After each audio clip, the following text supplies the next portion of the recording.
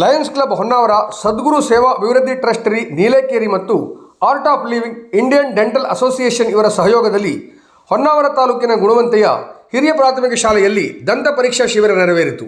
ಕಾರ್ಯಕ್ರಮ ಉದ್ಘಾಟಿಸಿದ ದಂತ ವೈದ್ಯರಾದ ನಾಗರಾಜ್ ಬೋಸ್ಕಿ ಮಾತನಾಡಿ, ಹಲ್ಲುಗಳು ಮನುಷ್ಯನಿಗೆ ವಿವಿಧ ಬಗೆಯಲ್ಲಿ ಉಪಯೋಗವಾಗಲಿದೆ.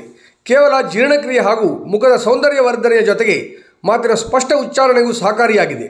ಹಲ್ಲುಗಳ ಆರೋಗ್ಯ ವೃದ್ಧಿಸಿಕೊಳ್ಳಲು ಸಲಹೆಯನ್ನು ವಿಡಿಯೋ ಮೂಲಕ ಮಾಹಿತಿ ನೀಡಿದರು. ಶಾಲೆಯ 126 ವಿದ್ಯಾರ್ಥಿಗಳ ಹಲ್ಲು ತಪಾಸಣೆ ನಡೆಸಿ ಉಚಿತವಾಗಿ ಬ್ರಷ್ ಹಾಗೂ ಕೋಲ್ಗೇಟ್ ವಿತರಿಸಲಾಯಿತು. ಜಿಲ್ಲಾ ಪಂಚಾಯತ್ ನಿವೃತ್ತ ಇಂಜಿನಿಯರ್ MV ಹೆಗಡೆ ಮಾತನಾಡಿ, ನಮ್ಮ ದೇಹದ ಆರೋಗ್ಯ ಹಲ್ಲಿನ ಆರೋಗ್ಯದ ಮೇಲೆ ನಿಂತಿದೆ.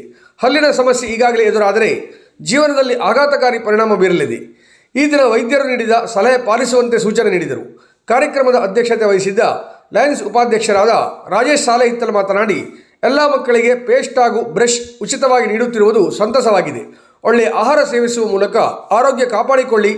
ಲಯನ್ಸ್ ಸಾಮಾಜಿಕ ಸೇವೆಯ ಮೂಲಕ ಹಲವು ಕಾರ್ಯಕ್ರಮ ಆಯೋಜಿಸುತ್ತಾ ಬಂದಿದ್ದು, ಪ್ರತಿ ವರ್ಷ ದಂತ ಶಿಬಿರದ ಜೊತೆ ಕಣ್ಣಿನ ಶಸ್ತ್ರಚಿಕಿತ್ಸೆ ಹಮ್ಮಿಕೊಳ್ಳುತ್ತಾ ಬಂದಿದೆ ಎಂದರು.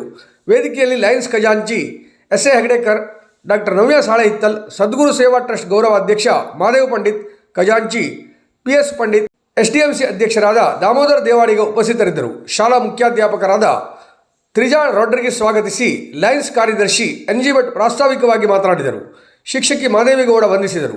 VG ಭಟ್ ಕಾರ್ಯಕ್ರಮ ನಿರ್ವಹಿಸಿದರು.